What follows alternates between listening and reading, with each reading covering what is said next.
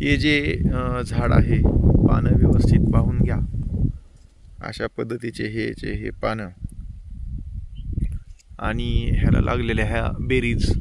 तर इंग्लिशमध्ये common name आहे ह्याचं इंडियन बेरी, शेलवटाचं झाड, किंवा मराठीमध्ये ह्याला भोकर सुद्धा आपण जे आहे ते म्हणतो. कॉर्डिया डायचोमाटा नावानं ह्याचं हे सायंटिफिक नाव आहे. आणि हे शक्तिवर्धक असं ह्याच्या ह्या गोडंब्या असतात.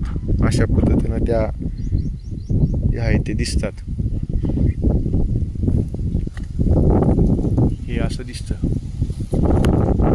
याचं लागलेलं फळ, असं गुच्छामध्ये लागलेलं असतं.